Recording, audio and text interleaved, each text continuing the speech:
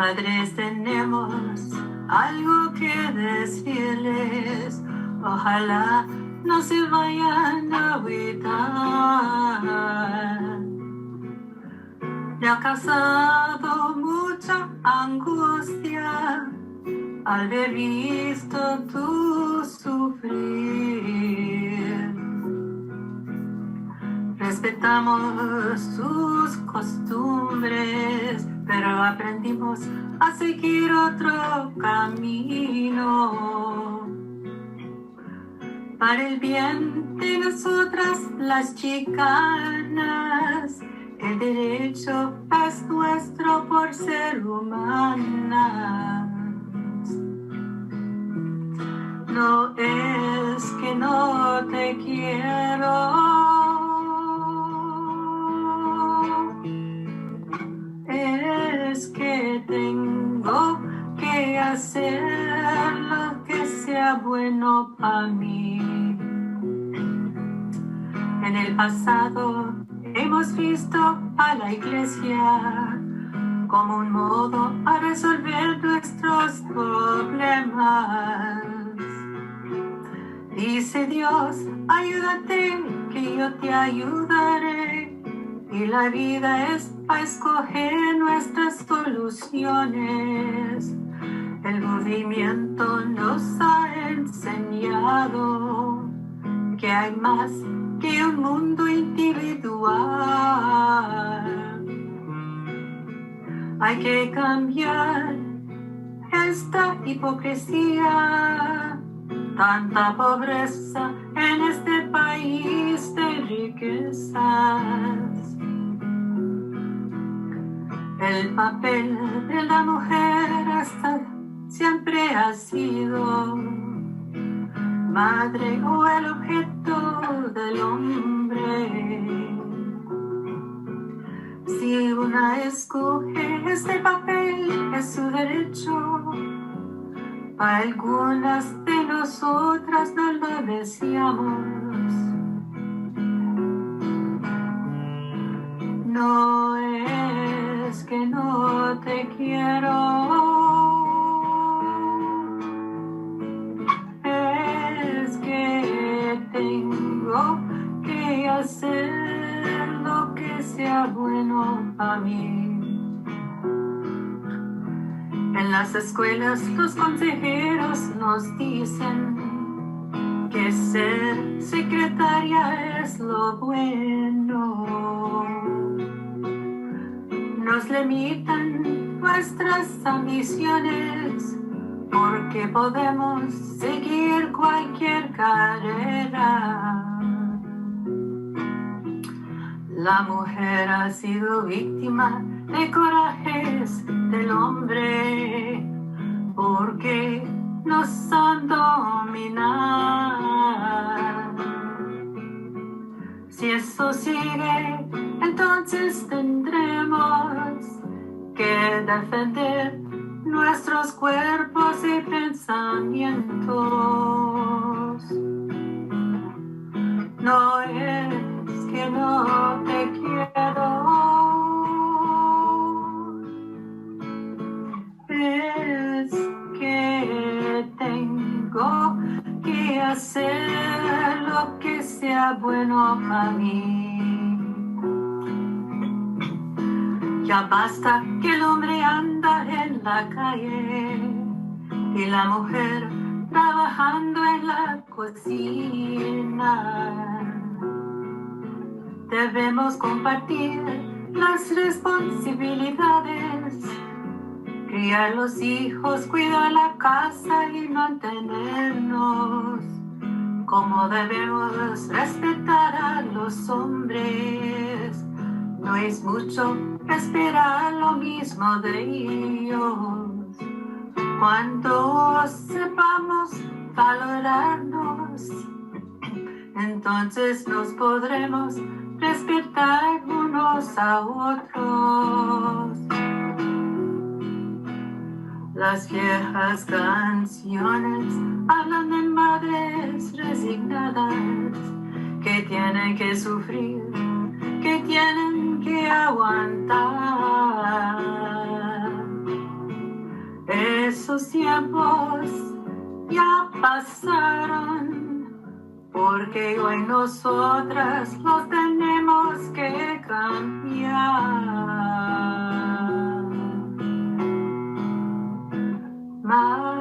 Madre, toma mi mano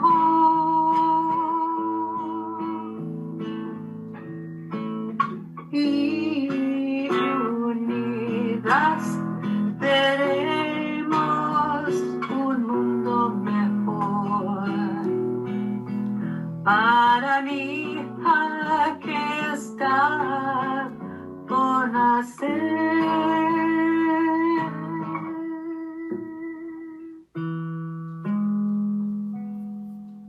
Thank you so much, Olivia. That was the Mensaje a Nuestras Madres. So welcome everyone to the 50th anniversary of the Seminario de Chicanas. It originally took place in 1972 at the Scripps Cottage on the San Diego State University campus. At that time, it was called San Diego State College.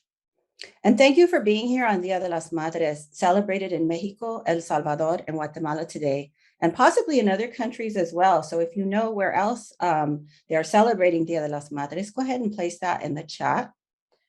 I want to encourage you to sit back with some tea, chocolate, cafecito, pan dulce, settle in. We have a very special program planned for you today. Now, in order for the event to run well, we have some housekeeping to do. So first, just want to remind you to please be respectful in the chat. Keep this a safe space for everybody. There will be questions and answers at the very end of the session. So you can be putting those in the question and answer box during the event. We will also have a survey at the end to hear more about what brought you to the program and what you learned from the program. The event is recorded and it is also live captioned. And I believe you can press the live transcript button in order to read the caption. Now, any event, it takes a pueblo. And I'm going to start actually with our event sponsors. This is a collaborative event between two CSU campuses. So it's between San Diego State University and Cal State LA. So at Cal State LA, our sponsors included the Department of Women's, Gender, and Sexuality Studies, where I'm a professor. My name is Diana Espinosa. I'm a professor in that soon-to-be department. Also, we are supported by the Center for the Study of Genders and Sexualities, and we received support and sponsorship from the Department of Chicanx and Latinx Studies at Cal State LA. Additionally, on the San Diego State side, we received support from the Office of Hispanic Serving Institutions and Regional Affairs and the Department of Chicana and Chicano Studies at San Diego State University. Finally, this is the first event in a series called Chicana Revolution that will offer programming focusing on Chicana history in California, particularly during the movement era and the women's movement. The series was made possible with support from California Humanities, a nonprofit partner of the National Endowment for Humanities. So now I'd like to introduce Dr. Victoria Gonzalez Rivera, who's the interim chair and associate professor in the Department of Chicana and Chicano Studies at San Diego State University, and who so graciously worked to make this collaboration possible. Thank you so much for inviting us in the Department of Chicana and Chicano Studies at San Diego State University. It is an honor and a privilege to be a part of this incredible event. And all I have to say is that we are standing on your shoulders. Thank you. Thank you. Thank you so much. I have nothing but gratitude. Thank you so much. Before we get started, I want to say some thank yous. And I want to start by thanking our wonderful panelists. I won't list all their names. You're going to find out who they are and you're going to hear from them. We are really lucky to have them. These are Chicana elders, longtime activists, people on whose shoulders I stand, and people who have a lifetime of professional work in fields such as healthcare and education, counseling, and community organizing. These are women of sabiduría, women of wisdom. I also want to give a special shout out to Felicitas Nuñez for the time she invested in conceptualizing this event with me. It represents a true collaboration. Thank you, Feliz. I also want to thank Enriqueta Chavez, Olivia Puentes-Reynolds, and Felicitas Nuñez for sharing their archives that have helped to revisit the Seminario de Chicanas. And you'll get to see some of these images and memories today. I want to thank the actors for our teatro piece coming up: Stefania Garcia, Magali Lopez, Lorena Magallanes, Doctora Reina Rodriguez, and of course, the members of the original Teatro de Las Chicanas, Felicitas Nuñez and Laura Cortez Garcia. You'll get to see their work soon. I want to give a thank you to Reina Rodriguez, Doctora Rodriguez, for stepping up and being an incredible collaborator. Those were her graphics that you saw in the flyer. And in so many ways, she has really brought significant energy to this program. And finally, a very special thank you to Marla Ulloa, the Media Services Specialist at Cal State LA, and her team for their commitment to our project. It would not have been possible without them. As I said, it takes a pueblo. And in this case, it's one that crosses not only California, San Diego State, and LA, Cal State LA. We also have Chicago in the house and Austin, Texas here. So if you want to share where you're at in the chat, that would be great. Bios of the participants will appear in the chat throughout the event, so keep an eye out for that. So with any event, it's very important to start with a land acknowledgement. And so since this is a collaborative event between CSU campuses, we're going to have two land acknowledgements.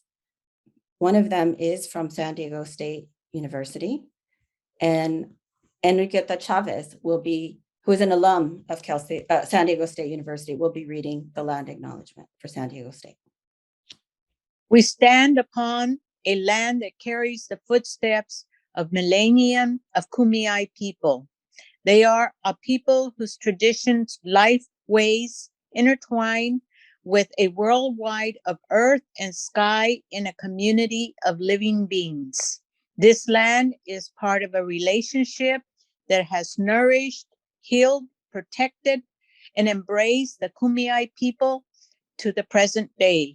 It is part of the world view founded in the harmony of the cycles of the sky and balance in the forces of life. For the Kumeyaay, red and black represent the balance of those forces that provide for harmony within our bodies as well as the world around us. As students, faculty, staff, and alumni of San Diego State University, we acknowledge this legacy from the Kumeyaay.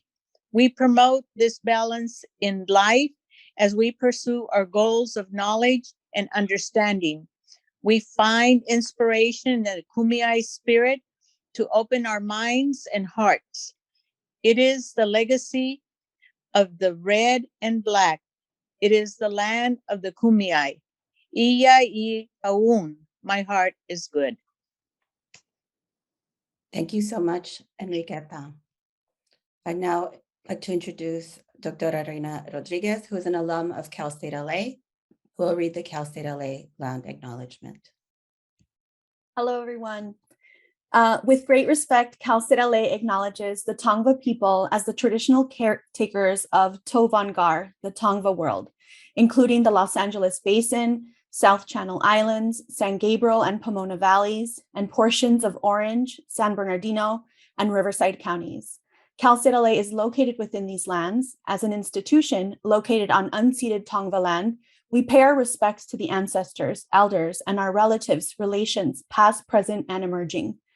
Consistent with our values of community and diversity, we have a responsibility to acknowledge and make visible the university's relationship to Native peoples. By offering this land acknowledgement, we affirm Indigenous sovereignty and will work to hold Cal State LA more accountable to the needs of the American Indian peoples. Prepared by Dr. Kimberly Robertson, Muskoki, and Tongva Elder Julia Bogani. So feel free to acknowledge the lands you are on in the chat, and I'll take a pause so that people can do that. Thank you, Doctora Reina.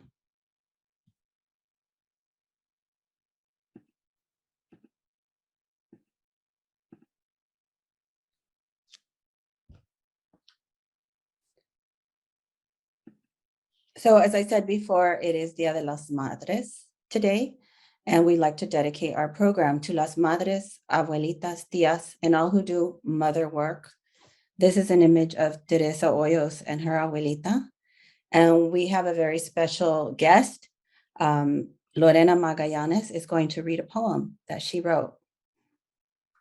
This is a poem I wrote honoring the mother in all of us. It's titled Luz de mi vida. ¿Cómo se celebra el día en que entró el sol a nuestro mundo? El sol que nos dio la fuerza de seguir adelante con su sonrisa tan brillante de orgullo. El sol que nos protegió del frío de los demás cuando nos abrazó con sus rayos tan grandes. El sol que iluminó nuestras vidas cuando nos perdimos en la oscuridad de nuestras tristezas. Lo único que se le puede ofrecer es la promesa de seguir creciendo para arriba y afuera, en la manera que siempre guió las ramas de nuestra familia, y le doy mi amor al sol de mi alma, luz de mi vida. Thank you. Thank you, Lorena.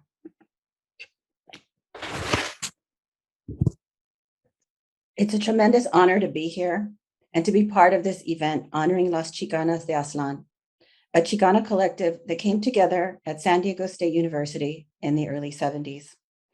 I call it a Chicanaversary. These are anniversaries that mark significant historical moments in Chicana activism and feminism. Honoring these moments is part of my investment in what I call restorative herstory. This is similar to Dr. Maylee Blackwell's concept of retrofitted history and very different from contribution history. I am very lucky to be part of a collective of scholars and colegas who are really invested in uncovering the breadth of Chicana activism during El Movimiento and the women's movement and bringing it into the narrative. So today we honor the Seminario de Chicanas that took place in 1972 when a group of first-generation college students, many of whom were also in Mecha, El Movimiento Estudiantil Chicano de Aztlán, the student organization, when they held an event that brought their mothers to campus. And part of how they invited their mothers to campus is shared, and why they invited their mothers to campus is shared in this excerpt from Teatro de Las Chicanas play, Chicana Goes to College. This play is called Chicana Goes to College and was presented to the mothers at the Seminario de Chicanas. There are 3 actos, and the first acto is taking place in the home of Lucy. Acto uno, home scene. Mom, Dad, Lucy. Dad, Mom, I need to talk to you. What? Are you panzona? Papa, let her talk. No, I'm not pregnant, and I've been giving this a lot of serious thought. I decided to go to college. I found out through the recruiters who came to our school that there are grants and student loans, and I put in an application, and maybe...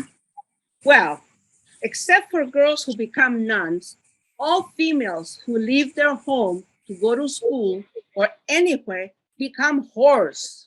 Lucy, mija, maybe I was too harsh and said against you dating Ricardo, but actually he's a good boy.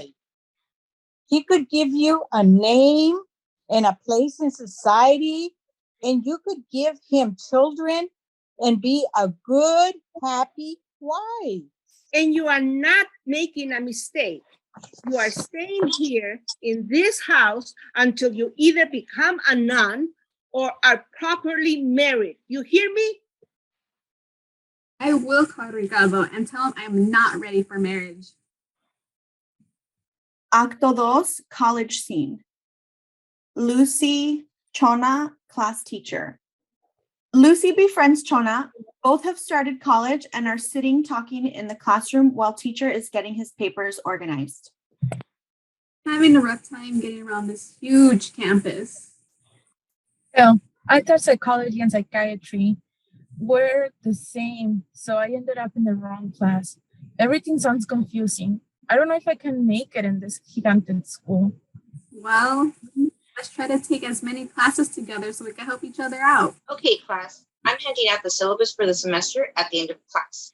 Next, pull out paper and pen and write in 20 minutes a 200-word essay of who you are and what you're doing in life. Shit, you mean right now? Yes, right now. You sabe or you no sabe. Chona is embarrassed, and Lucy reaches out to touch Chona's shoulder for support. By now, you need to be wrapping up your story. Lucy, I can't write. There is nothing to say about me that sounds right. It is too messy, boring. Time is up. Everyone exits the classroom except for Chona and Lucy. The teacher looks at Chona's paper. What is this? You're in need of a remedial course. This is no English 1A class. You'd be better off learning a trade in facial makeup. I believe it's called cosmetology. The teacher now goes over Lucy's paper. And you, Miss Lucy Garcia, from what I see, you did make an effort to write. Both of you certainly could use help. Get some counseling? You need to start from the beginning or go back where you came from. Chona and Lucy leave the classroom. I told you I can make it in this college. This is not where I belong. Look, you might have sounded like a jerk, but he did say there are classes where we can learn how to write. Makeup artist sounds good, better to me, actually. Look, Chona, we can learn how to apply makeup on our face, but wouldn't it be great if we could also learn how to write? So what if we have to start from the beginning? What do we have to lose? It sounds like we're in an adventure or some sort of fairy tale. I don't think so. Cinderella, Sleeping Beauty, and La Snow White never went to college. Didn't you notice? They waited for their Prince Charming to rescue them. Acto 3, Mecha scene. In the Mecha meeting, Lucy and Chona are sitting. Nando, Amado, Lucy, Chona. And now we present you the man of the hour, Amado, the Mecha president. Orale, carnal, you're right. I want to talk today about our beautiful culture.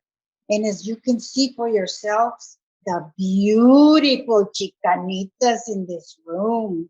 These women will be our Aztec princesses. These women will bear our children. These women will tend and keep to our culture, the culture that gives us pride. And we as men, as proud Aztec warriors, must rise up and defend our helpless women and children. Amado reaches for a glass of water and rearranges his hair and shades, while Nando fans him with a paper. Lucy and Chona give each other a puzzled look. And women will tend and keep our culture that gives us pride, that feeds us the maíz, the frijoles, the nopales, the tamales, that makes us unique in the whole world. We are a proud people. We are a special people. And now I'm calling you forth to contribute and support the Chicano movement, el movimiento Chicano de Aztlán. And we want you women to volunteer and do the typing and the cleanup and join the food committee. Get into the kitchen. Yes, my chulas, please, my hermosas, step up, sign up for these committees. We need you. And now we are going to adjourn this meeting. ¡Que vivan las Chicanas! The letter, Lucy and Chona. Lucy and Chona are getting ready for their third year of college. Lucy is very nervous and excited as she reads in front of the mirror out loud a letter to her mother. Dear Mom, I've been at this university for 2 years, and there's so much to learn from books and teachers. And I also learned from examples, experiences, and even mistakes. But my being aware, getting involved, and caring for others has made my life very rich. Chona and I have been volunteering to help out with the United Farm Workers.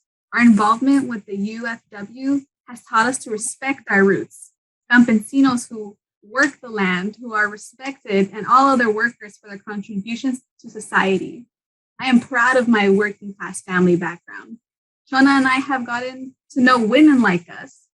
We have been talking about holding a small gathering of daughters and mothers at our campus. It's called Seminario de Chicanas. I really want you to come to our university event and spend the day with me. Enter Chona to see what Lucy is reading. I thought I heard you mention my name. Can I read the rest of this? Oh, it's a letter. Promise not to make fun of me. I can't promise, but here we go. Mom, I want you to know how I see the world. My views may be different from yours, but this does not mean that you're less important. You are the one who gave me life, and in spite of problems and hard times, it is a very exciting world that I am experiencing. I am glad to be alive and to be able to communicate with you. I realize that you did your best in raising me to be strong and responsible for my actions. I really am fortunate to have a mother like you. Please understand that even though I'm not under your care, all that you have taught me has not been forgotten. I have also learned that change is difficult, but that it can also mean a better life for me.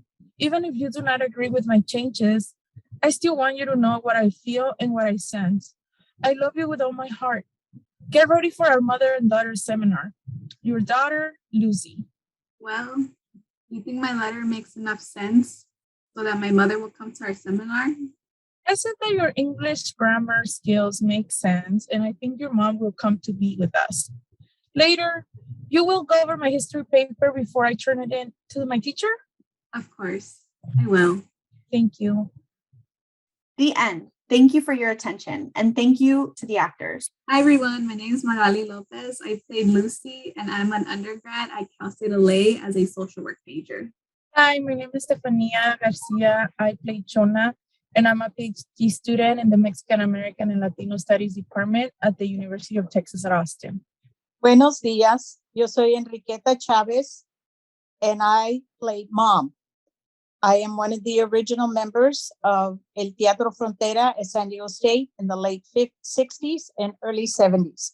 Thank you for attending tonight. Hi, my name is Lorena Magallanes. I'm an undergrad at Cal State LA, a dual major of liberal studies and women's gender and sexuality.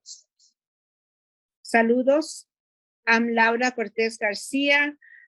Was a member of Teatro de Las Chicanas and also Teatro Mestizo back in the 1970s. Gracias.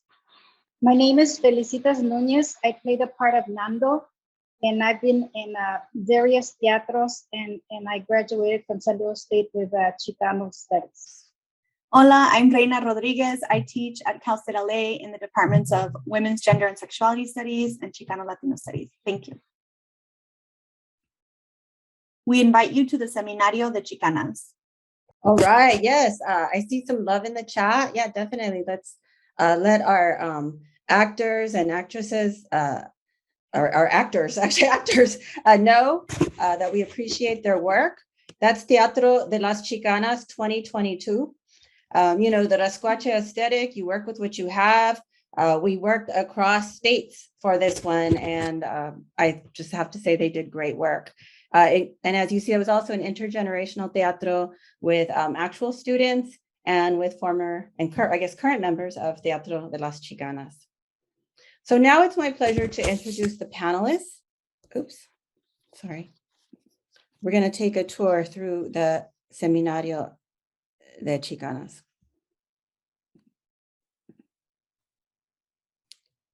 So I would like to ask each of the panelists here, can you each share a bit about yourself and your connection to Mecha, Las Chicanas, and San Diego State University?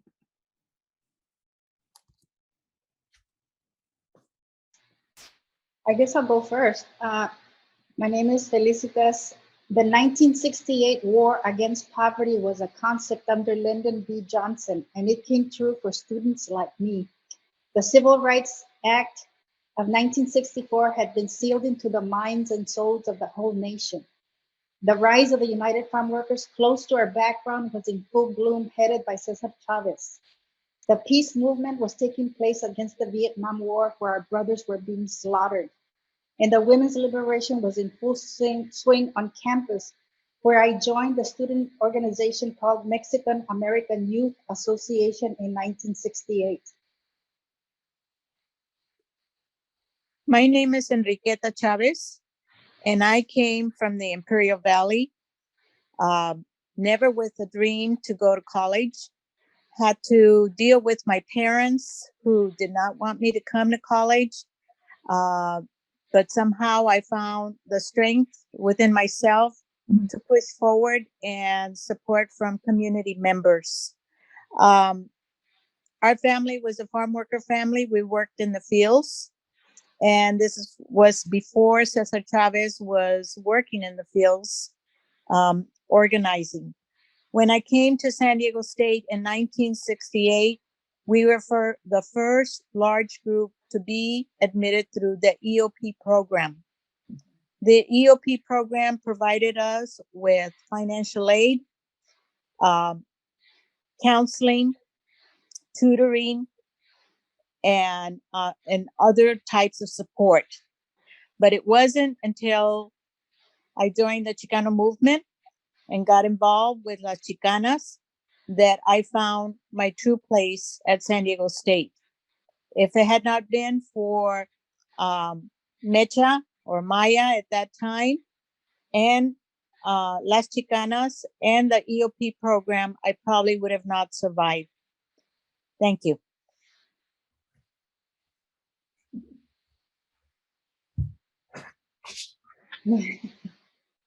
Don't forget to unmute.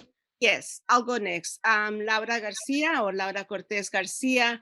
I came to the United States when I was 11 years old. I lived in, I'm from Sinaloa, Mexico, and then I lived in Mexicali for about 6 years.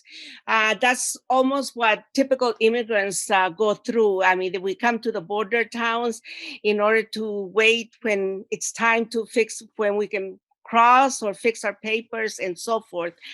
My family also work in the fields. I'm from Brawley, Imperial Valley, and I dropped out of high school at 17. And the reason I did is because when you come from Mexico and you're an immigrant child, the educational system had the habit of putting you back 2 or 3 years. And so if I stayed in school and went through that process, I would have been 21 by the time I graduated. So I decided to drop out. Luckily, there was a program called High School Equivalency Program for high school dropouts of children that are immigrant and farm worker families. So I attended that, and that was in San Diego State. I was 17 years old.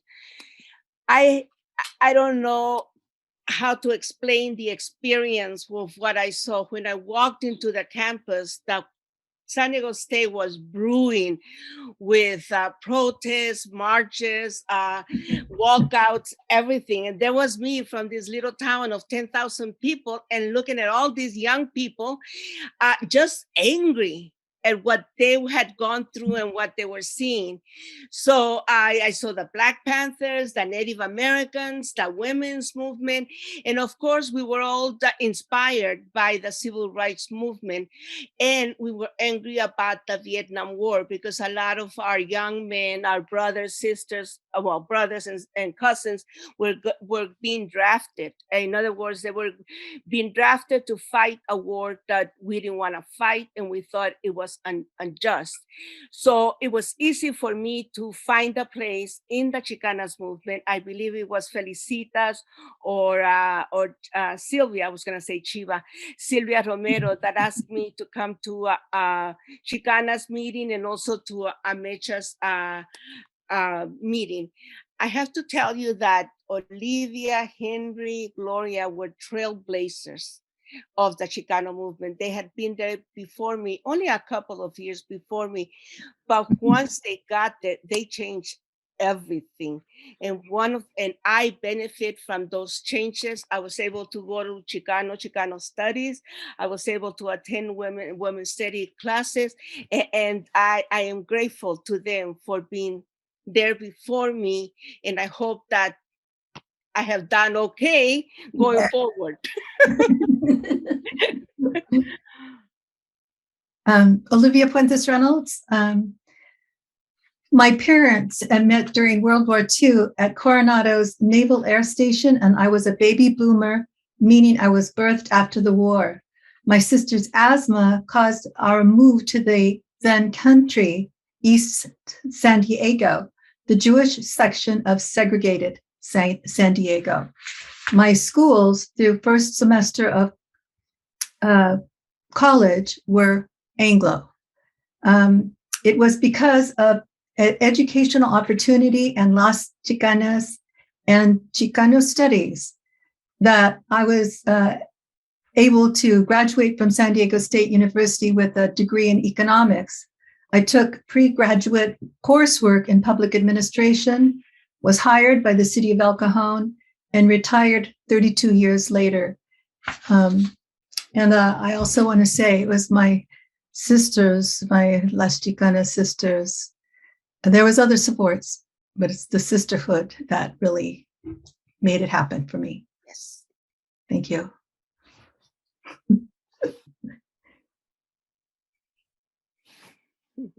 Hello, I'm Teresa Oyos, and I'm so excited and grateful to be here and be part of this and to see all these wonderful faces and oh my God, and hearing the stories and seeing the actos. Oh my God, that was so great. Feliz, you did so good as that macho, I swear. Yeah. Oh my God. Back. Woo. I went to San Diego City College first and took commercial art, and then I found out about Chicano studies and Chicano Park, and I was so excited to be there and be able to use my brain. In high school, I always felt it was my looks, it was being cute, it was being popular. That was my goal. And then I went to college, and it was, oh, I do have a brain. I am smart and cute, but smart.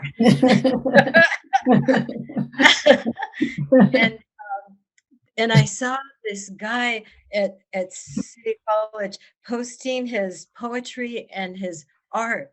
And I looked at it, and he was displaying it with such pride. And I looked at it and I thought, oh, damn, I could do better than that. And I started writing in my journal, and I always loved to draw, but it just gave me ganas to do more because I knew I could. And when I found out that, and I transferred to San Diego State, I took classes in women's studies, and that blew my mind.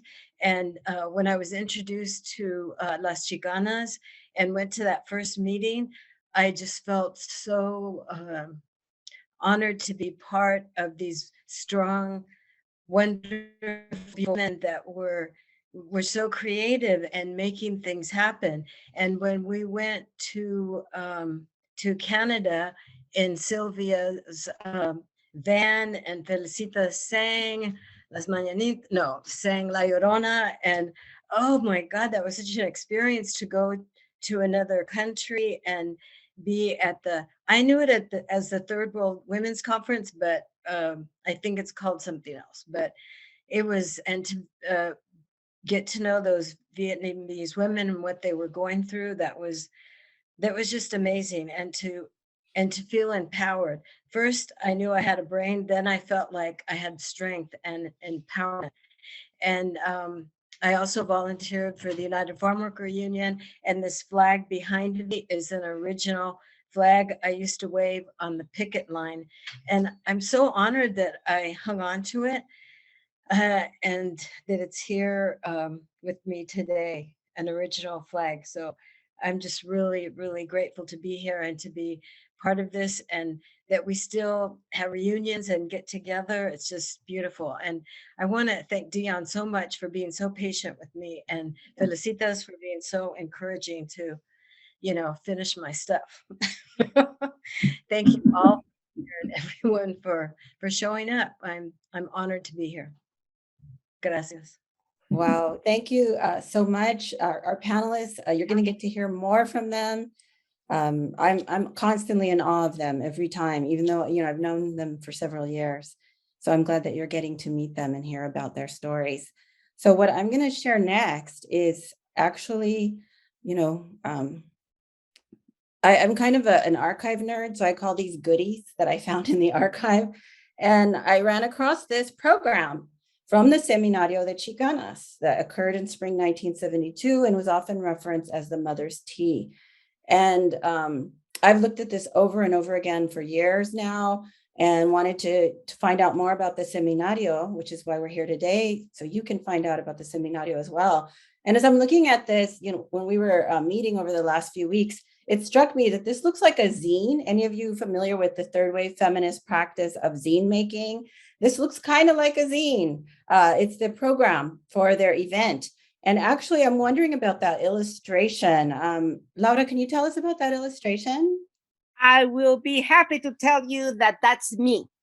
Felicitas was looking for something to draw for the program. And so we were in one of the cafeterias outside in San Diego State. I believe it was Montezuma Hall.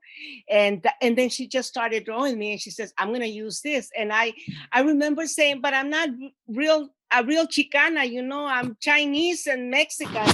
And she says, well, that's what the new Chicana is, a mezcla of different nationalities. And wow. She drew me, and I'm very happy that she did. I had forgotten about it too, until it showed up. You showed it to us. So yes. Thank you, Laura. Feliz, tell us about your artistry skills. Oh, I just drew it real fast, but that's about it. It was part of us getting organized to get the program, and we had so many things to get together for the Seminario. This was one of them. Thank you. So let's open up the program here, the zine. And what you'll see is my attempt to transcribe the program. It's hard to read. I mean, this is the thing about archives, right? You're going to be, any of you interested in archives, you're going to be struggling a bit to try to find out, what is it saying from the use of the typewriter from 50 years ago. But on the right, you see my transcription of the program. And what we're going to do today is we're actually going to go through various elements of the program, and we're going to hear from members of Las Chicanas, from our panelists, what they think about as they see some of these images and revisit that history. So before we get to the images, I wanted to ask you all, what was the goal of the Seminario de Chicanas, or the Mother's Tea, as you recall? I think that the letter that Lucy and Shona read to us is a very good summary of what our goal was, to not let go of our mothers and our roots while we were making changes. Our mothers really did not have any kind of idea of what we were doing at college. And this was kind of like an introduction to show them, this is what we're learning. This is what we want to see ourselves become. And this is, we want to see you accept who we are. And it was an attempt to try and bring our mothers and ourselves, the generations, together to begin to understand our ideas.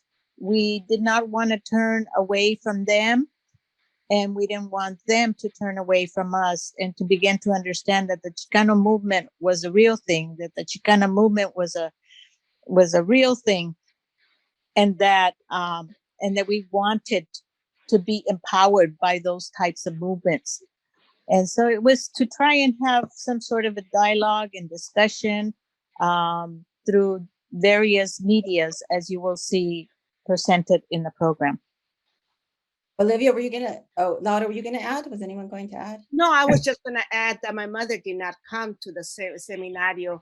She just did not agree with what was going on in the world, especially with the peace movement and the students getting involved and me getting involved in the movement. She was very scared that something was going to happen to me.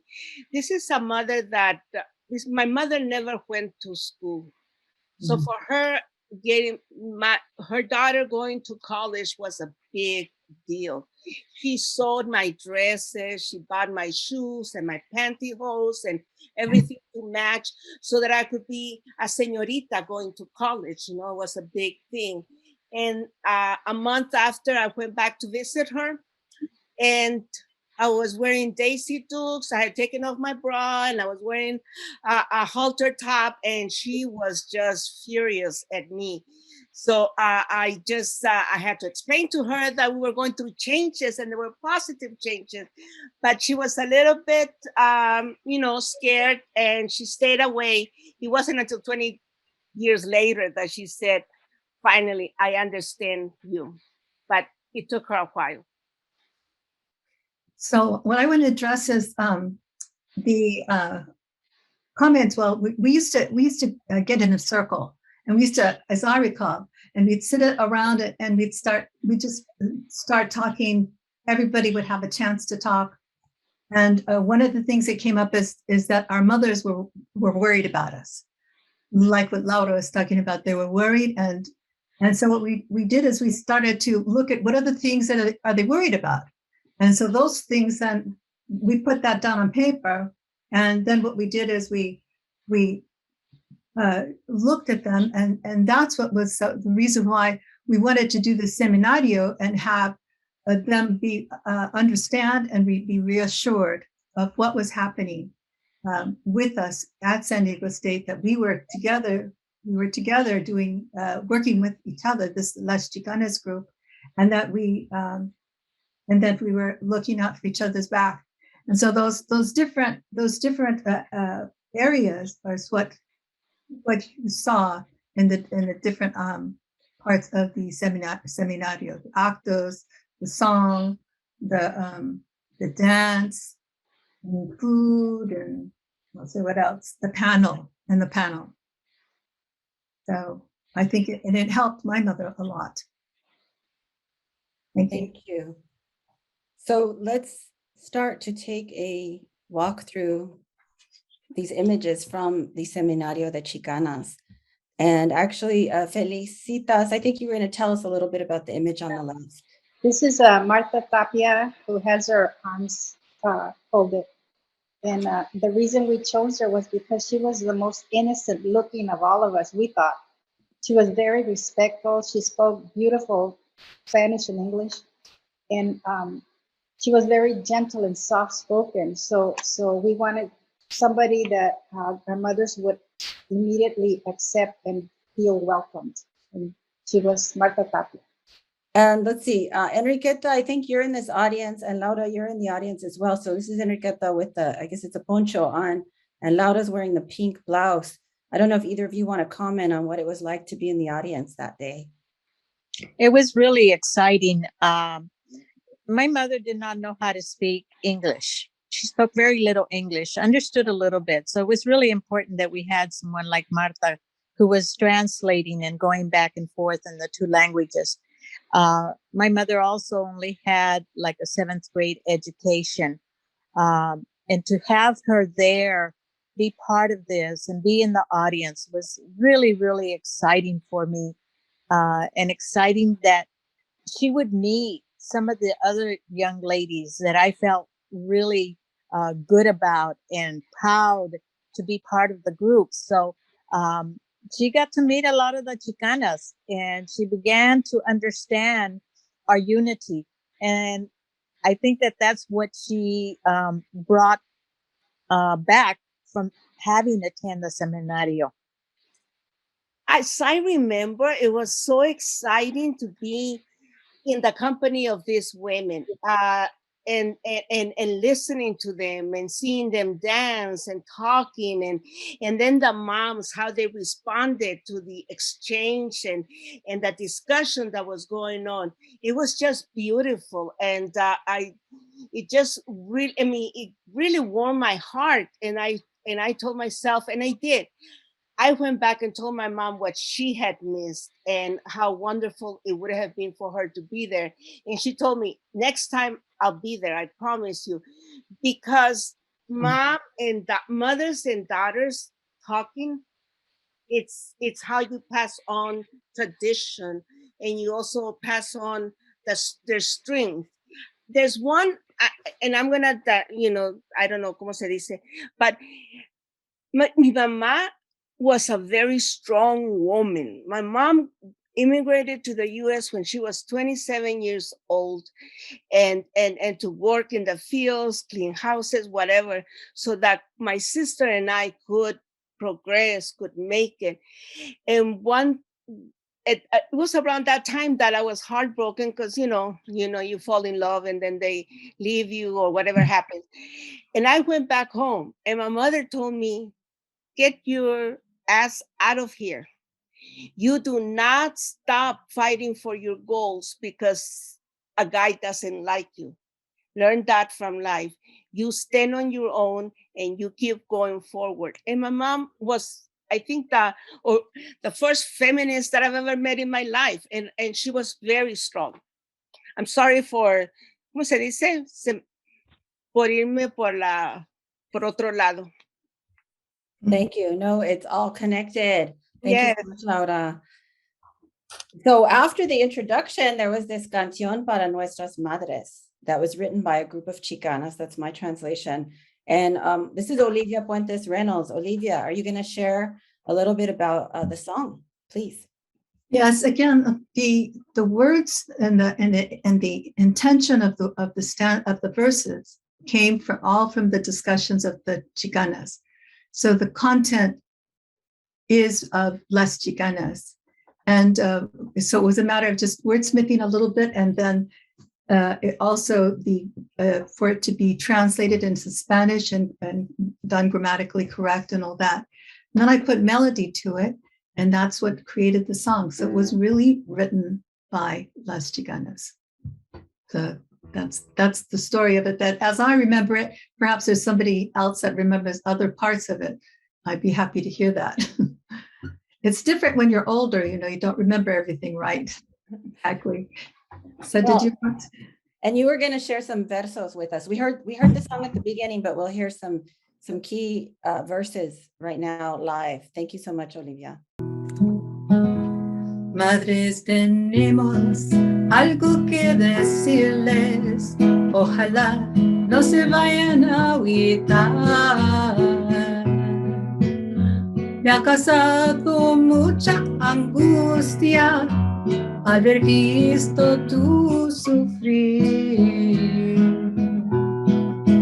Las viejas canciones hablan de madres resignadas que tienen que sufrir, que tienen que aguantar. Esos tiempos ya pasaron, porque hoy nosotras nos tenemos que cambiar. En las escuelas los consejeros nos dicen que ser secretaria es lo bueno. Nos limitan nuestras ambiciones porque podemos seguir cualquier carrera.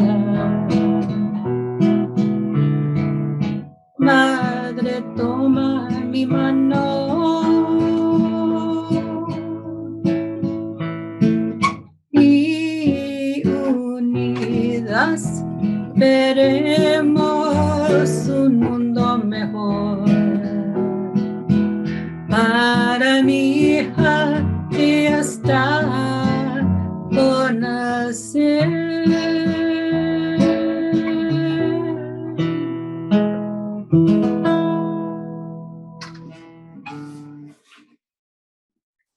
Oh my gosh, Olivia, thank you. So beautiful. There's a lot of comments in the chat too. Yes, please go ahead and share. There's people sharing some of their experiences, what they heard, whether back in the days or even now, that there's still a sense of that limiting of ambitions. And I love how that song ends with that beautiful sense of, hold my hand and together we're going to create a new future, and for our daughter as well. Olivia, I don't know if you wanted to add any more about also how you came to be a musician in that time. Well, I think that just the last comment about the song is that it was written by us, Las Chicanas. And that's what's amazing. And if you ask anybody, well, who wrote it? And they'll, well, about 20 people, 15. Everybody had a piece of it. They were part of it, and everyone listened to each other. And so I think it's a remarkable thing, and it spoke about all of our hearts for our moms. Thank you. And as far as learning how to play the guitar, when I was at that college that I didn't do well at for one semester, I went to the mass every day, the noon mass, and I saw them playing these folk mass songs. And then I thought, I think I could do that. And I said, and so then I went and bought a little guitar, and then I went there and I said, how do you do that? And then it says, show me it. And then I kept asking questions, would you show me how to do that? And so I had 3 chords, and that's what I learned. And then when it was huelga time, then I could play 3 chords. They saw me out there playing my 3 chords. That's how I learned. And everyone loved it. Yeah, and I realized hearing it after I think you played it years ago. I heard you sing it, but I think I realized this time that it's a corrido. And so I hope people know, it's important to recover the history of Chicanas writing corridos as well. I mean, we have Lydia Mendoza, for example, right, way back in the day. But during the movement, there were Chicanas writing corridos as well, and participating in the culture of the Cancíon at the time, revolutionary songs. So here's another question for you all. Why was it important to organize as Chicanas? In other words, as a women's group? I know you were all in Mecha as well, I believe, or many of you were in Mecha. Can you speak to that? When we came to San Diego State, it was a very large institution, and the majority of the people that were there were white. And it was very, very difficult to find people that looked like you and spoke like you, especially in the classrooms. And so we really needed a group that we could dialogue with and discuss what was going on in our lives at that moment at the colleges. And Las Chicanas became that for us. And of course, also Mecha or Maya at that time. And it was very, very important. And it wasn't just we were coming together and talking. We would bring up issues and we'd say, okay, if that's an important issue, let's study it. Like, for example, third world women, the Vietnam War, the white women's struggle, the Cesar Chavez movement. It wasn't we were just talking about it, but we were studying about it as well. With each other, we would share ideas. We would read articles. We would read newspapers. We would read articles. So it provided us information so that when we talked about those issues, we knew what we were talking about. It wasn't just off of the top of our head. So Las Chicanas group provided that type of scenario for us, or arena for us. One of the other things that I wanted to mention also is that at that time also, I was a health major and I was studying sexuality. And during that time, a book came out called Our Bodies, Ourselves. And a lot of Chicanas were getting pregnant. A lot of Chicanas did not know about their bodies. Their mothers had never taught them. That was another issue that we also discussed. We would have workshops on what is our body? How do you get pregnant? Why do you get pregnant? Well, we know that, right? But it was a lot of different issues that we were sharing with each other, but studying also. I was one of those Chicanas that got pregnant back in the 1970s with my first son. And it was such a taboo to talk about sex and your body and everything. I remember that there was a discussion that sponsored by the Chicanas to the HEP students, the program that I belong to talk about sexuality, reproductive rights, and so forth. And all my girlfriends went, well, most of them, except me, because that wasn't going to happen to me. Of course not. I wasn't going to do it. I mean, I was going to wait. And how stupid I was that a year later, 2 years later, I came out pregnant. And anyway, that happened to a lot of us. But it is that ignorance about your body and choices that you don't have. Anyway, it was weird. I mean, anyway, it did happen to us, and it was very stupid on our part. But that's how we were taught.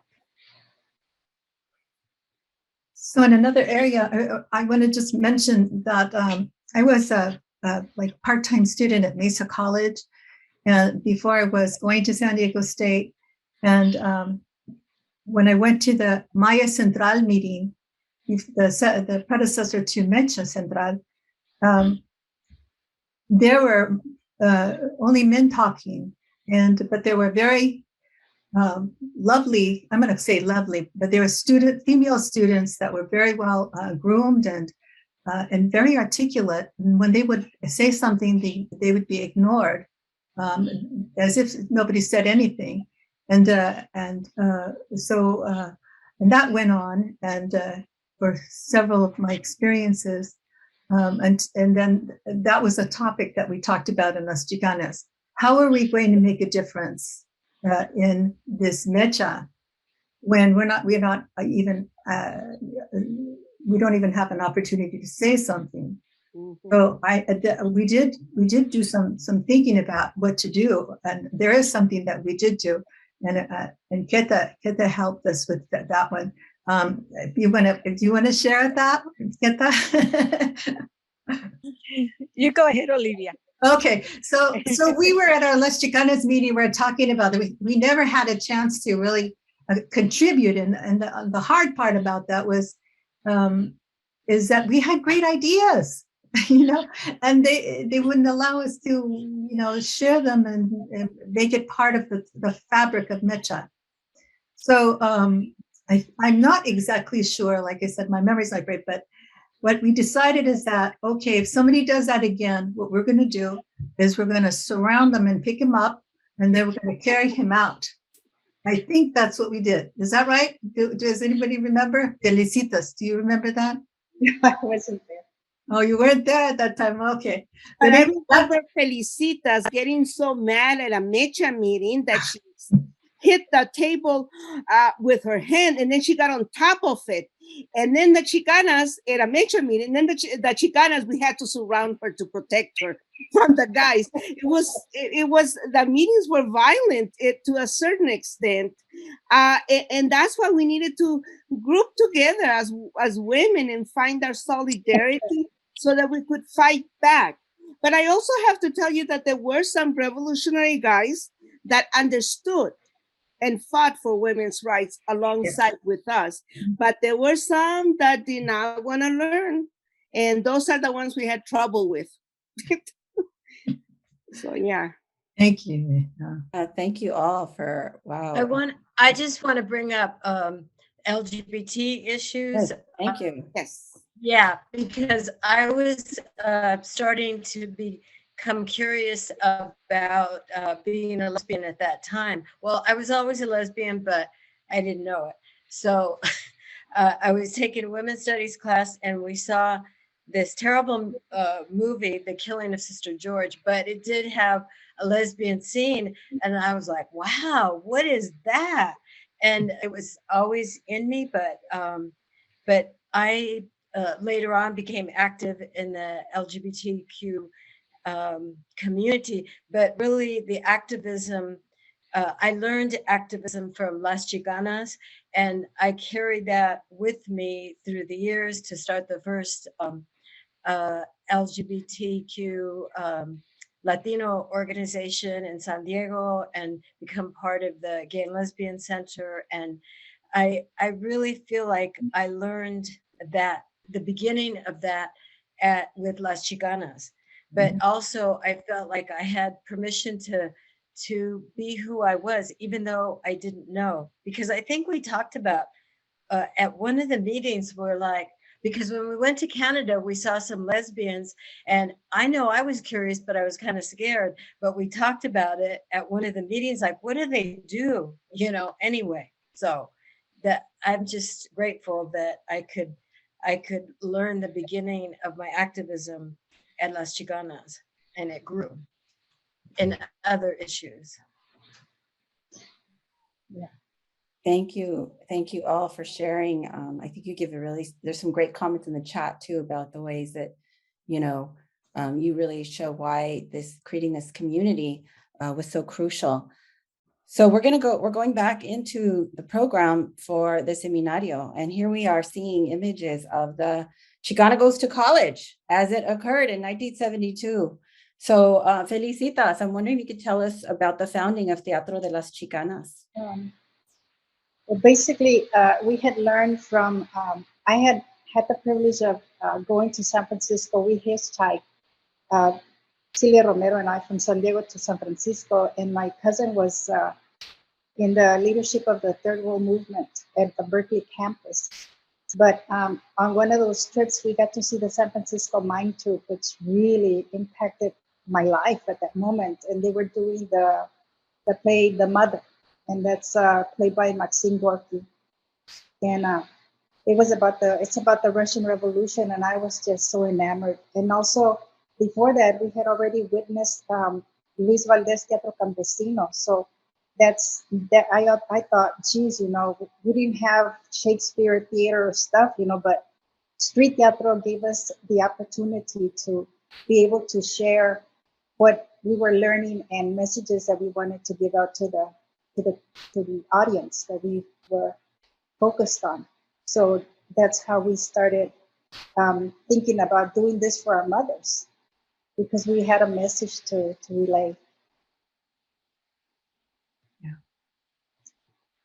Laura, did you want to add anything? You're muted. No, I'm just amazed at the photos. Seeing some of them, Gloria Bartlett, she was my roommate. Lupe Perez was my roommate. In fact, I think Lupe Perez is pregnant in this picture, and just the love that we felt for each other, that solid hermandad is como hermanas, carnalas. We backed each other up no matter what. We didn't question anything. And these images remind me of the women that were part of my social awareness about the issues that we were confronting, and their strength that they all have. Emma, ahí está Emma, Peggy Garcia, oh my God, yes. They're just beautiful women that put themselves out there and acted out. And after that, I joined the teatro. I wanted to be women that were so powerful. And I said, count me in. And that's when I joined the Teatro de las Chicanas. And I was part of Teatro Mestizo back then, before Teatro de las Chicanas. But one of the things that we had issues with, and I mean we, the Chicanas, was that a lot of the characters that portray women as dumb woman or like no saben nada, or either they were virgins, goddesses, or prostitutes, but there was nothing in between. So I joined teatro because I saw an opportunity to put forth what we were fighting for. And I have to tell you that a lot of men, a lot of women too, I have thought that we were against men. And that was never the case. We were against the idea of machismo that said that men were superior to women. And there was no foundation, no nothing to prove that. And we were an educational tool to teach ourselves as women, because some of the women thought the same thing too. Machismo is on us, in us too. And we thought, no, the idea that men are superior to women is a lie. and we're not going to put up with it, and we're going to do skits to say it's a lie. We're equal in thinking and everything. So anyway, so I joined Teatro Chicana for that purpose, to be that to fight against the male supremacy among ourselves, our people. I was in Teatro Mestizo to fight for social justice as the UFW, education. There were plays of No Saco Nada de la Escuela, Soldado Raso, and other plays that were good plays that our people needed to hear, but they were not hearing anything about machismo and the male supremacy. And that's when the Chicanas came into the scene, so that we could talk about it upfront in dialogue.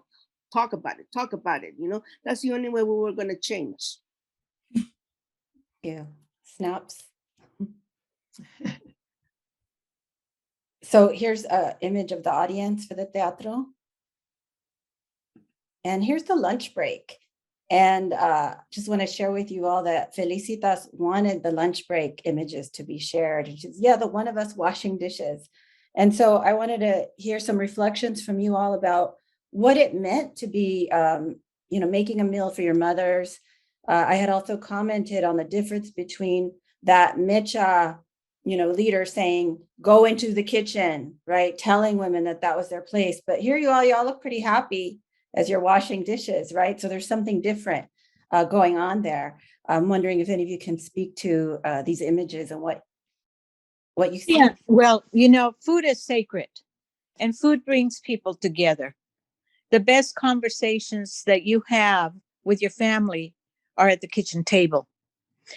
So food nourishes our body and our mind and keeps us strong.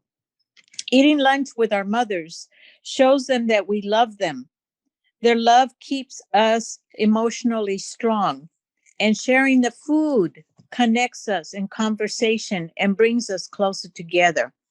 And that's what this lunch was about, to bring us a little bit closer together, to let our guards down, to not be defensive, and to open our hearts. And this is what you're seeing there.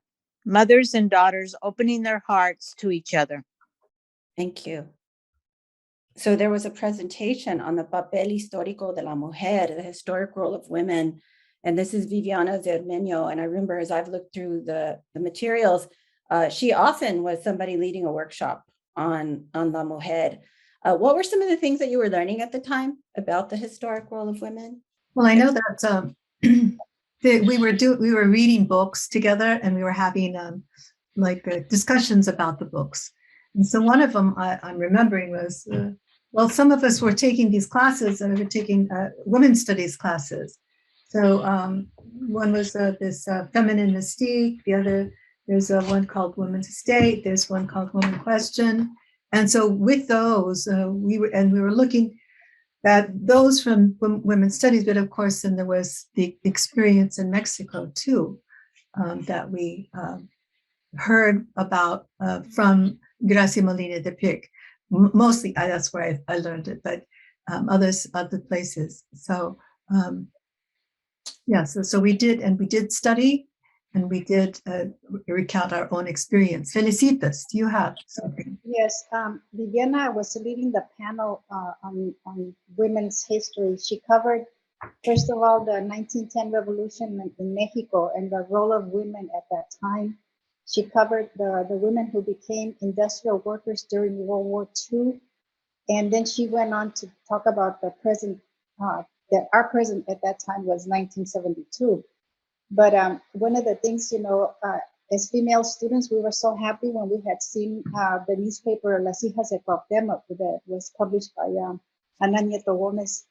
And she was like our peer group, and then we were so excited. And Viviana, right away, you learn from things. And she said, if they are the daughters of Cuauhtémoc, and Cuauhtémoc was one of the last rulers of the Aztec Empire. He was tortured and murdered by the invader Hernán Cortez. So, Cuauhtémoc has been honored as a hero in Mexico. But when Viviana saw that, She says, if they are the daughters of Cuauhtemoc, nosotros somos las madres de Cuauhtemoc. You know, so we are the mothers of Cuauhtemoc. But you know, Viviana was she loved history, and she was also incorporating the present time, and she was the person that not only was learning history but was living history in her time. And she's somebody that we just can't forget. Right.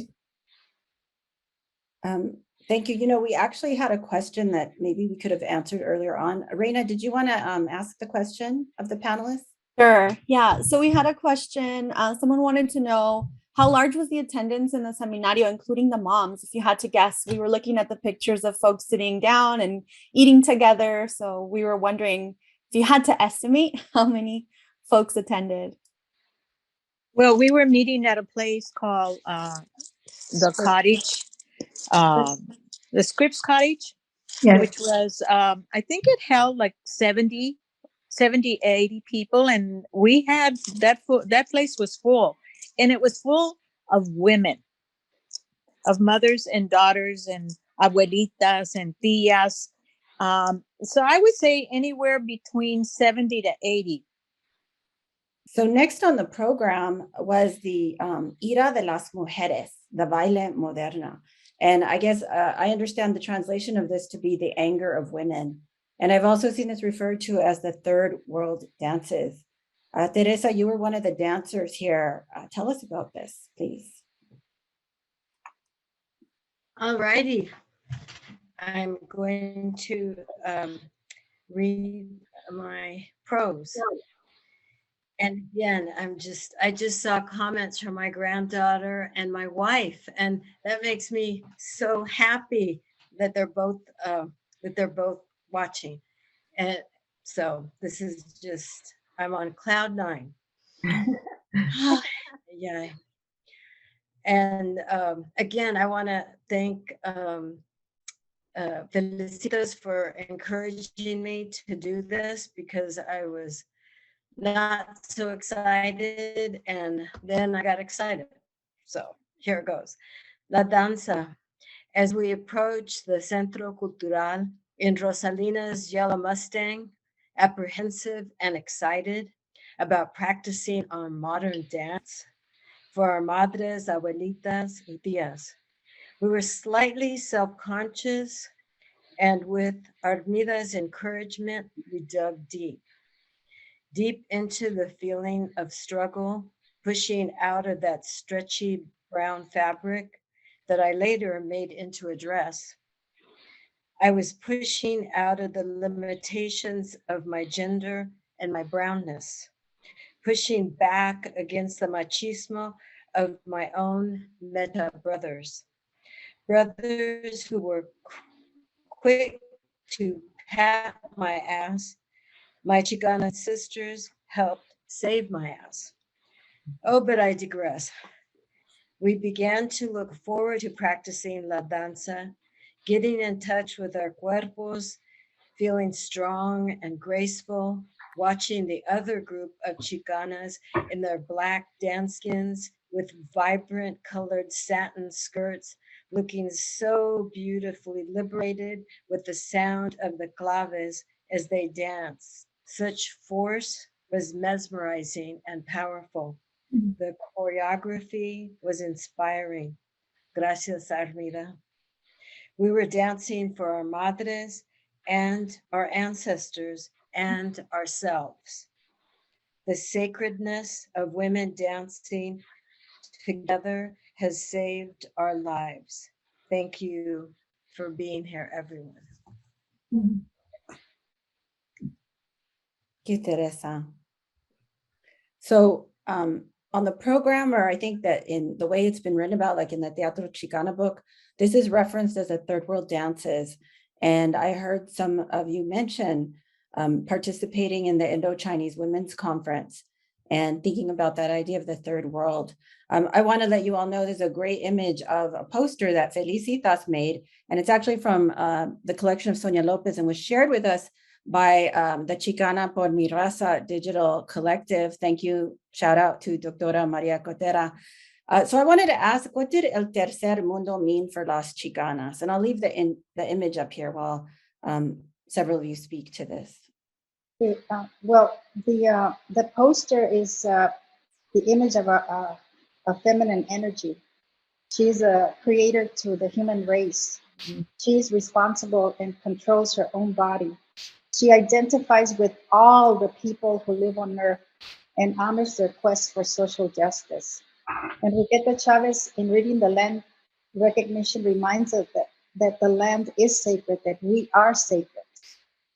Olivia Reynolds' song is pregnant with life and reaches for the hand of the mother who created her, and together they will create a better world. This is the power of women. Teresa Oyos graciously explains the dance and captures the inner struggle and outward release of dignified feminine energy in the dance. The song and dance, as I recall, embrace the Seminario's Third World poster. So everybody seemed to interconnect with the class struggle, with the third world, because we were learning about other people, not just the Chicano movement. We were expanding, and the Chicano movement was like a first step to us that gave us the chance to just expand on our minds and our views. And Olivia, you wrote a song, Pensamientos de una Chicana, that also has a connection to El Tercer Mundo. Yes. It was a statement about unlike our Cancíon Para Nuestras Madres, that one was a group song about specific things. And this one I was just saying, okay, and now I'm going to just say how I feel about what I'm going to do in the world. And so I just wrote it to say that I didn't want to be a woman that others define. I took on the responsibility of paying for my expenses, rejecting the image of a cute, young, foolish female to be supported for a cost. While working my way through college, I found miniskirts caused me unsolicited expectations from customers. I rejected the dream of money and richness making me happy. And I realizing some of my friends chose to live the American dream, I chose not to judge them. And then realizing the future, the third world workers were receiving livable. I was realizing a different future where I couldn't write what I couldn't explain what I have in the original song. So I rewrote the last verse to say this: realizing the future, making it happen. The third world workers will receive livable wages, and their land and air and water will be protected both in El Tercer Mundo and here as well, because we have the oppressed here in the United States of America. And so that I wanted to leave that song looking that we're going to make that happen. And I believe we will. At least I believe in these ladies here who will. I know their hearts, and they will. So thank you for letting me say that. Thanks, Laura. I think you wanted to add something about the third world idea too. I always want to add something. Let me see. No, I'm not muted. I don't know, that image, it is very powerful. It's a woman standing up, not for her own, only for her own rights, but for her people. And her people don't have borders, don't have nationalities. Her people are the oppressed people. And the Chicanas could identify with her and with the class struggle and the third world, because we were the children of farm workers, of factory workers, of the people that toiled the land, that produced everything that's here. And we were not having our rights being respected. We lacked the education or we were discriminated. So for us, this poster is a class struggle, and it means a class struggle worldwide, not just in the third world, but also here in the United States, because we were fighting our fight. So that's all. It's beautiful. It is beautiful. So we're coming towards the end of the program for the Seminario de Chicanas. And it looks like at the end, you all took pictures, or maybe this was throughout the event, of various members of Las Chicanas with their moms. So I don't know if any of you want to comment on these images. And also, one of the things that I remember asking you was, were only mothers at the Seminario? I do believe that some of us had, were able to bring our mothers, and we had like Delia, who was in the teatro at that, who helped us write the script. She was an orphan and didn't want to be in the teatro because she was very saddened by the fact that her mother was gone from this world. And then, we had other examples of Chicanas that were there that their parents didn't want anything to do with them after they had left their home. Mm-hmm. But some of us were able to bring our mothers, and Peggy brought her aunt. And on one side is Martha Jensen. She brought her mom. She was very proud, one of the dancers. And my mother, I practically had to drag her because she did not want to come to this. But once she did, all she could say to me was, "Como eres bocona," because you're a big mouth. That was her comment. But she, I think she understood. Yes. My Nana didn't come. I've never had a car, so I'm not sure why she didn't come. But I remember going to Tijuana to lunch with her, and I remember Keta's mother talking to my Nana because I wrote it for a piece that I did. So if anybody remembers going to Tijuana for lunch during that week, because it feels like it was around this time. It wasn't that day, but it was later that week, maybe, that we went to Tijuana with our mothers, because there was a group of us. But please let me know if you remember, because I would love to know this. Thank you. So next up, we have a short video of reflections and testimonials from some of the other members of Las Chicanas.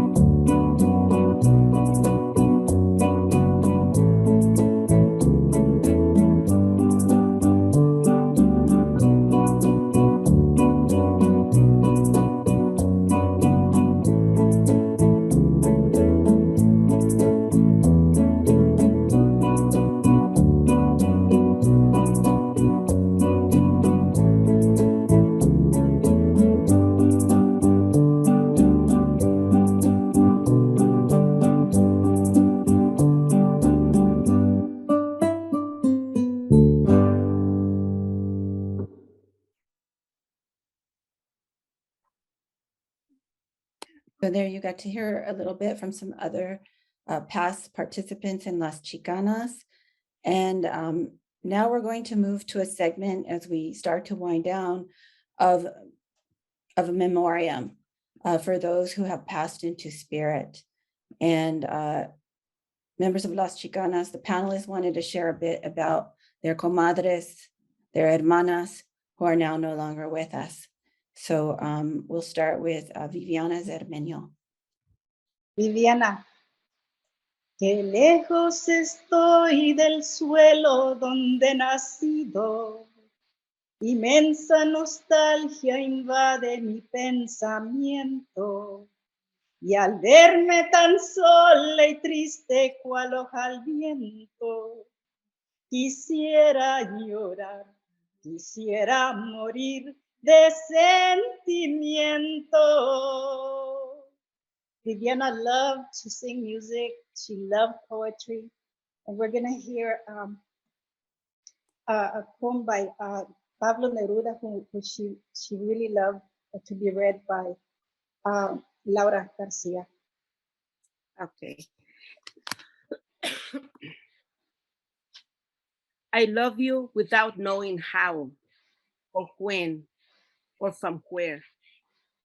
I love you directly, without problem or pride. I love you like this because I don't know any other way to love, except in this form in which I am not, nor are you. So close that your hand upon my chest is mine, so close that your eyes close with my dreams. Pablo Neruda. Marta Tapia.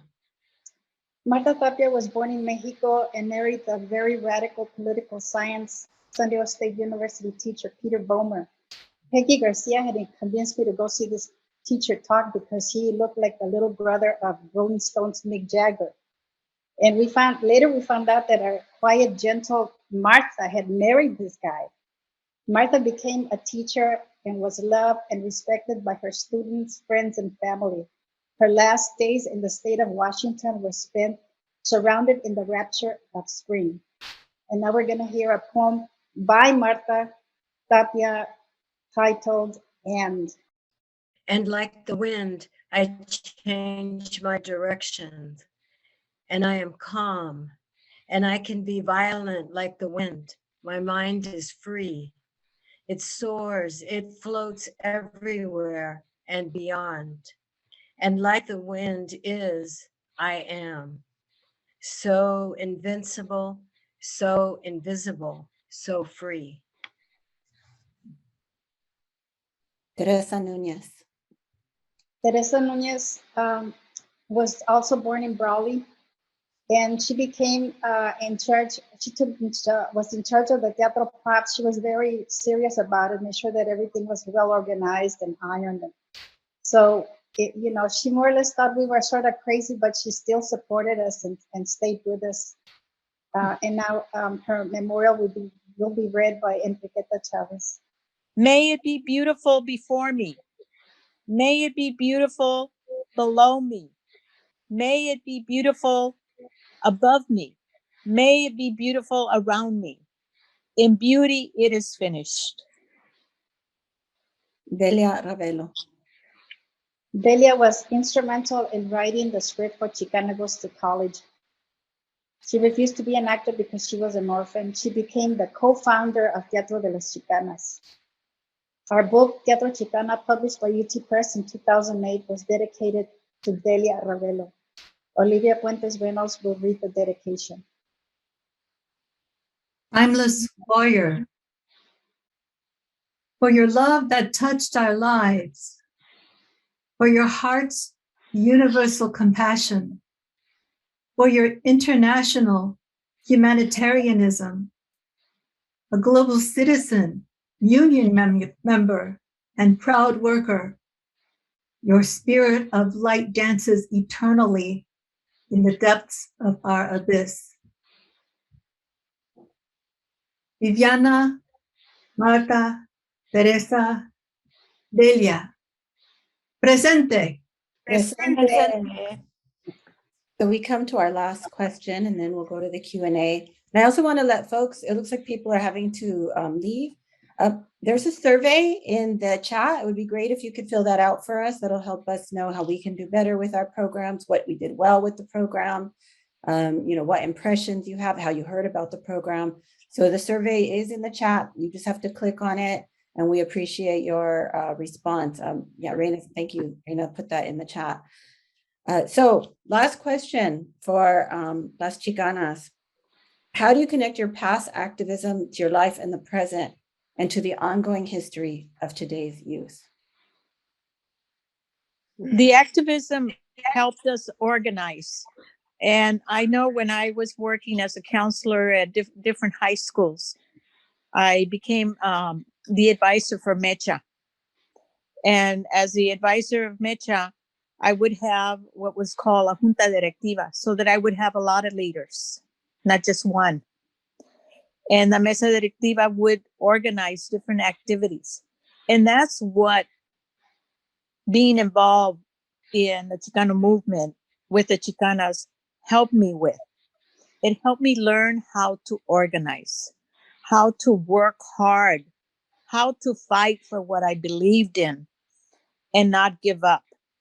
And, I say that to the young youth of today. You got to get it out there. You got to vote. You got to fight against this abortion law that's coming across us. Hard times are going to come before us, harder times.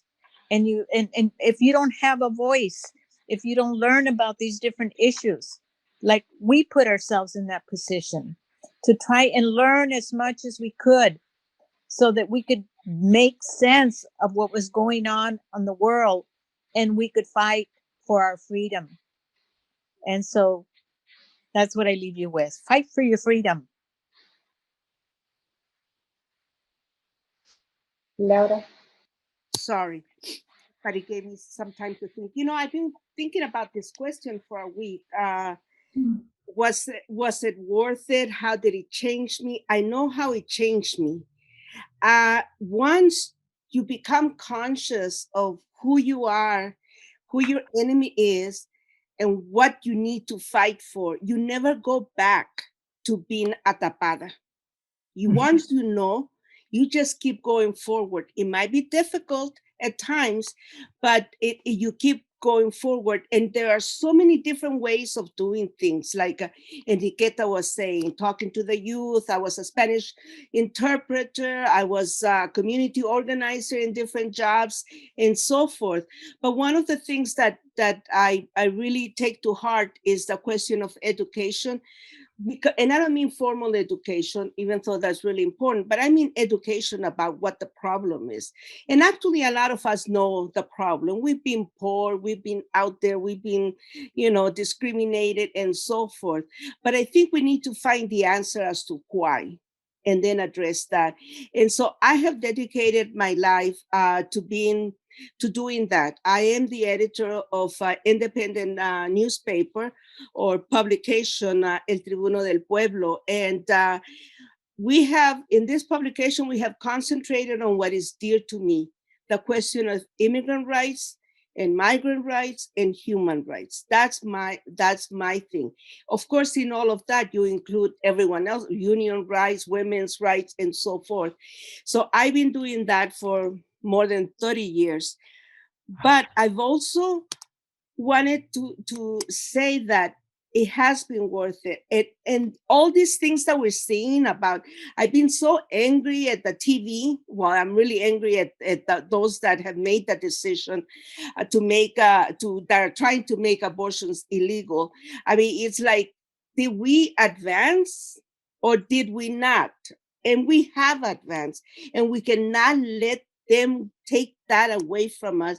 And I am so happy to see the young people getting out there and fighting and protesting.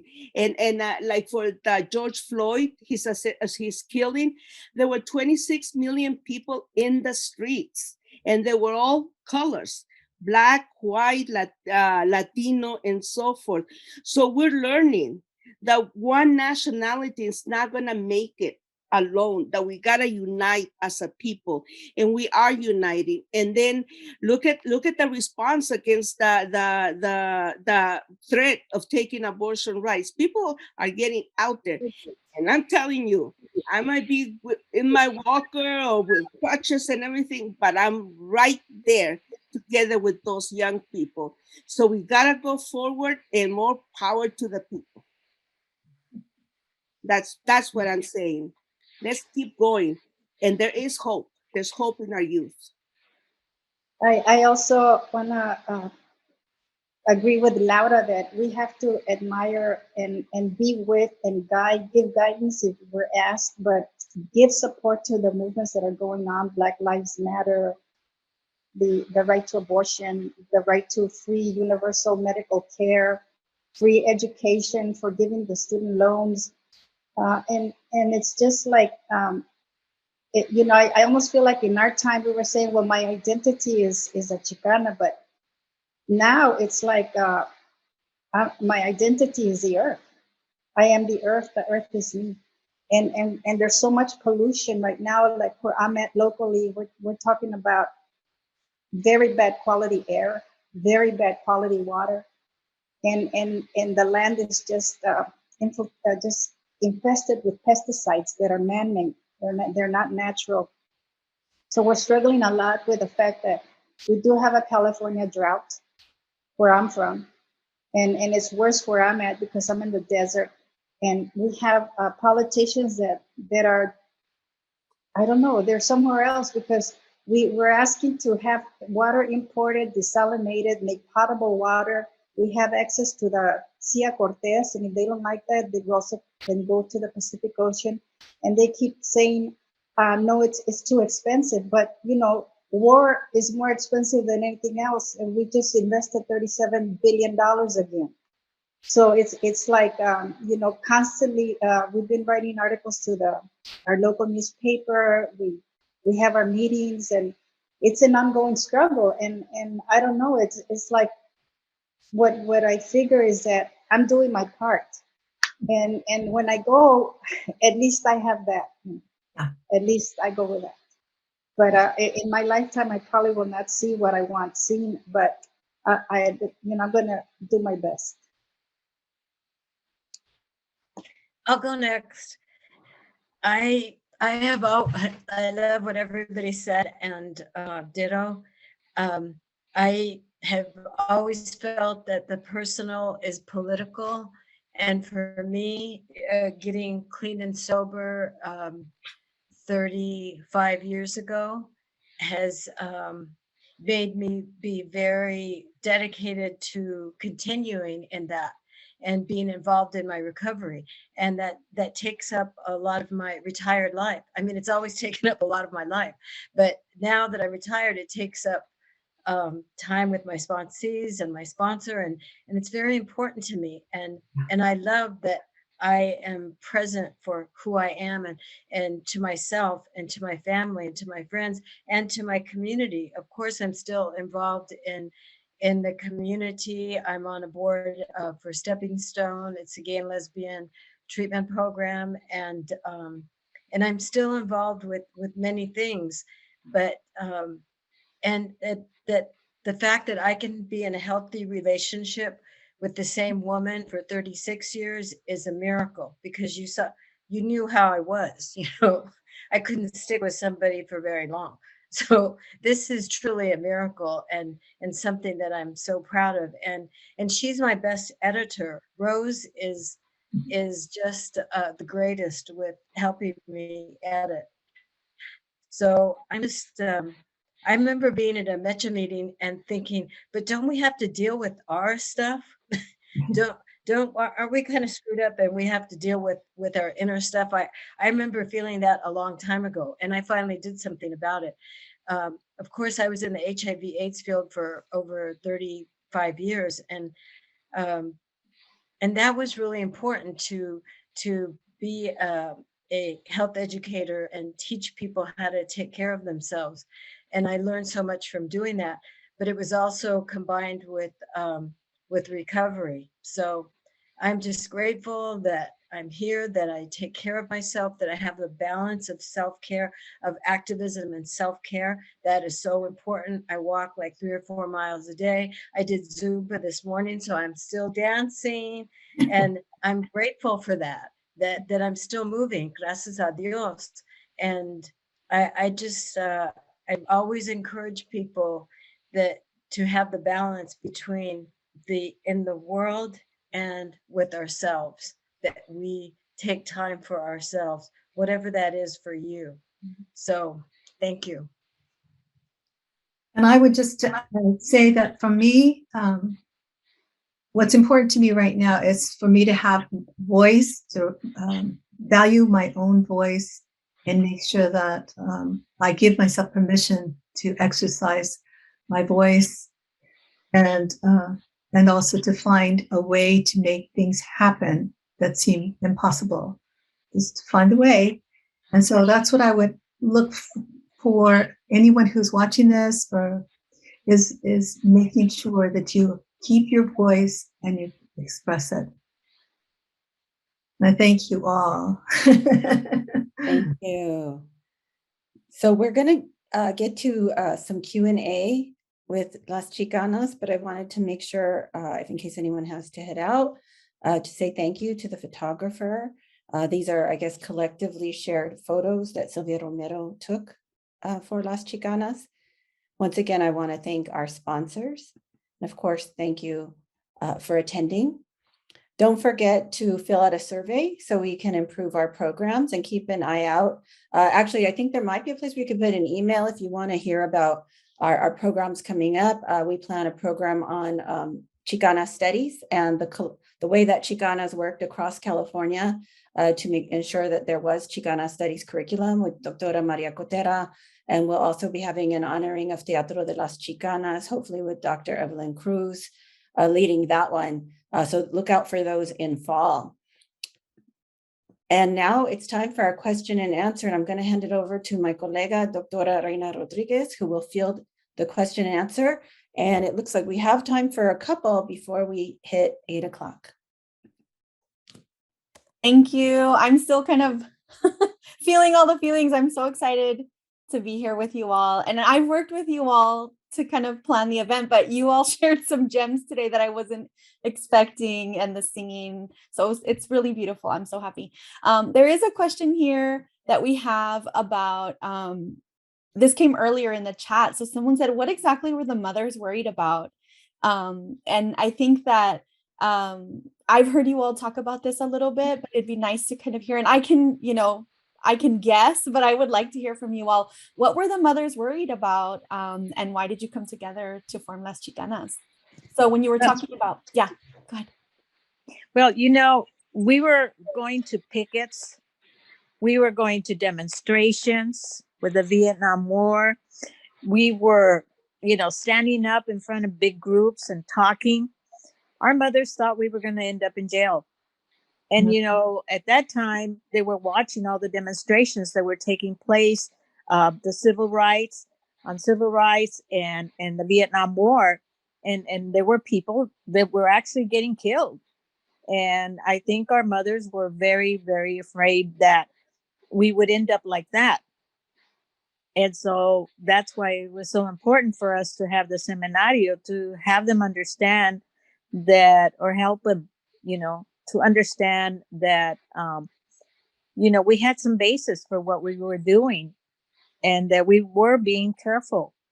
And no andábamos allá como locas, we actually had, some substance to what we were trying to do in terms of justice for all.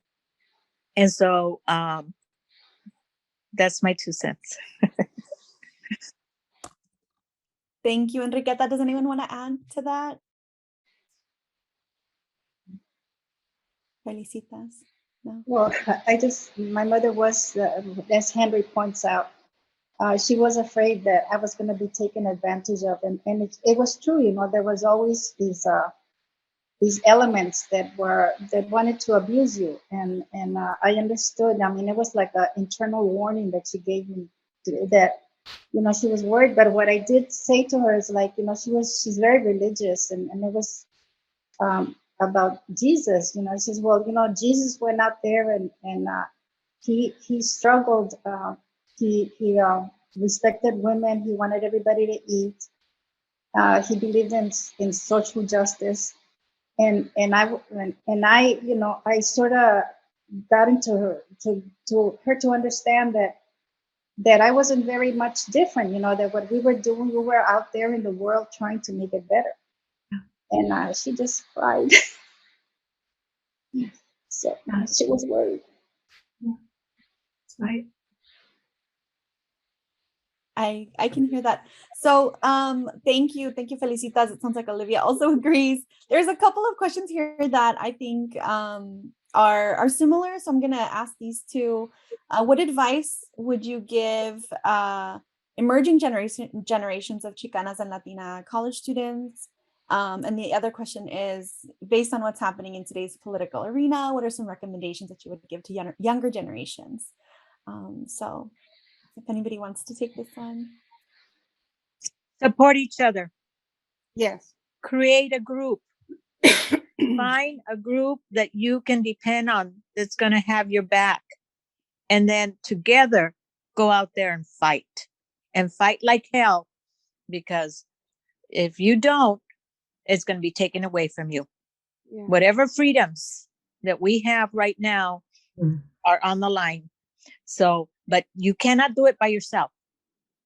You have to have your family. You have to have your sisters. You have to have your brothers. You have to have a core group of people that believe in what you are trying to do and work together to go out there and make it happen. Yes, I totally agree with that you need to band together. And that's one of the things about Las Chicanas and being in Mecha too, that whenever there was a demonstration against the Vietnam War or against the Migra or against Reagan, he was the governor at that time, we went as a group. So if we weren't alone, and that was, in a way, that was protection. And it also carried our voices louder and farther. So yeah, I think Keta hit it on the nail when she says, unite with other people and go together. I know that Las Chicanas have or at least some of my friends used to say, if one of the Chicanas has to go to the bathroom, they all go to the bathroom. So they're always together. And it's funny, but it's protection, And that person was exaggerating, of course. I love that. I think we need to be together. We do band together. But I just want to say one thing that, and Enriqueta said it, and I'm sure she said it pretty good, is we can't let them take away what we have fought for and what is rightfully ours. We gotta get out and vote. And I know that a lot of people don't think that voting is the right thing to do because they're all the same, the Democrats and the Republicans. But I beg to differ. I mean, if we hadn't gotten Trump out, it would have been very bad. We would have gotten where we are sooner. So it's a tactic. It's a tactic that we gotta be smart. We gotta use as a tactic to stop the forces of repression from encumbering on our rights as we educate ourselves and gather more people to fight the system. But you gotta vote. You can't just not vote. That is a right that was earned by blood, by sweat and blood of our ancestors. The women's rights, of the suffrage right, in all of the 1920s and all of that. We can't give in to that. I think voting is very important, and understand why. If you enter into discussions among yourselves and ask you and have those discussions. But voting is of the utmost importance. Yeah. And I support what Laura's saying. We have politicians that are brown skinned, but that doesn't mean that they're going to be for the people. So you have to vote candidates and and get into campaigns of those that are running for office that are true representatives of the people. If they don't want to serve the community or the people, kick them out. Just get people in there that are going to really serve the community and the people and the nation. Because like we have pandemics now. If you thought that global warming was a fake, it's like what's happening all over the world affects us on a local level, right in your own home. We're so connected now with what's happening all over the world, and we if there's any hope for future, we need to fight for the 7 generations ahead of us, like they did in the old times. Worry about 7 generations ahead of us so that they have a future. And every generation that comes up, they worry about and they fight for the next 7 generations. That's what we should keep in our hearts and our minds. Thank you. Thank you. I so agree. We have one more question, and keeping in line with the future generation. So for those folks that were mothers during college years, parents during college, what type of support do you wish you would have had as a scholar, Mama? And if you can share some of that, what would have helped? What kind of support would you have liked to see? Babysitting, daycare. My baby got sick, and he was in a daycare, and he got sick where I had to take care of him like 24 hours. And that forced me to leave college. And then it took me 20 years to get back into college, but I did. But it's daycare, even though it was provided back then, the Chicanas did have and he was in the daycare that the Chicanas organized, but daycare, it was so important for me. And had I had more help, I would have, maybe finished. But yeah. Well, I finished my degree, my bachelor's in science, and before I had my first child, and then I did, when I went into the master's program, then I did have my first child. But it was important to have a mate that supported you, that was going to be there for you and for the child. And that the roles weren't going to continue, in other words, that I was going to be doing the cooking and he was going to be the breadwinner. So the roles needed to be challenged. And luckily I was able to marry someone, Gus Chavez, who was very supportive of women and also very supportive of my ideas. And he cooked for me his entire life, and he supported our family. He helped me not set up the gender roles. Women do this and the males do this. Our children had, all of them, I have 3 boys and 1 daughter, and they all had dolls. They all had cars. Mm-hmm. When we had birthday parties, we didn't just invite the gender of the child, but we invited all. Mm-hmm. And those kinds of things are important.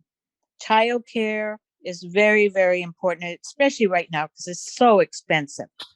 But also how we teach our children how to grow up, to teach our male children to respect women, to teach our female daughters that they are something, that they are worth being heard, that they should demand respect.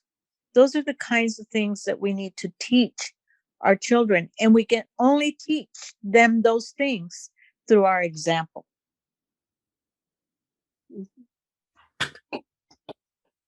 Thank you. Thank you so much. Does anyone want to add? That was amazing. I just want to add one thing. I recommend this documentary. It's called Feminists, What Were They Thinking? And it's on Netflix. And there was a woman, one of the leaders back then, that when she was asked about the future, whether there was hope, And she said this, and I'm paraphrasing it, because I thought it was beautiful. And she said, I see the future in the eyes of the young generation, women and men, and they're not going back. They're going forward. So it's true. I mean, we can see it. So I just want to recommend this book, The Soul of a Woman by Isabel Allende. It's fantastic. Did you want to read that passage that you told me about, Teresa? Maybe that'll be the last thing that we. Okay. It's always good. We start with poetry. We'll end with some poetic prose. Yes. Well, it's just a paragraph from her book. And what is my definition of feminism? It is not what we have between our legs, but what we have between our ears. Oh, I love that line. Yes. Because, it's a philosophical posture and an uprising against male authority. It's a way of understanding human relations and a way to see the world. It's a commitment to justice and the struggle for the emancipation of women, the LGBTQI plus community, anyone oppressed by the system, including some men, and all others who want to join. Welcome. The greater our number, the better. Woo-hoo!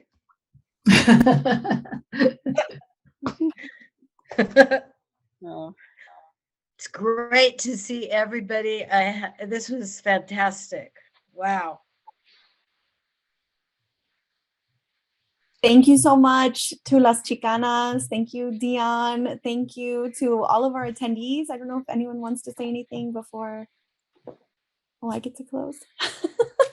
Thank you, Dion. I also want to say thank you to the teatristas.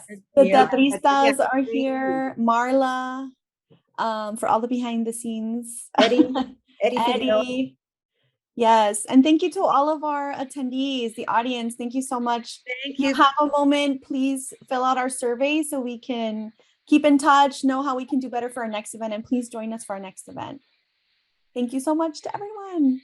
Thank you. Good night. Good night. Good night. Love you all. Madres, tenemos algo que decirles. Ojalá no se vaya.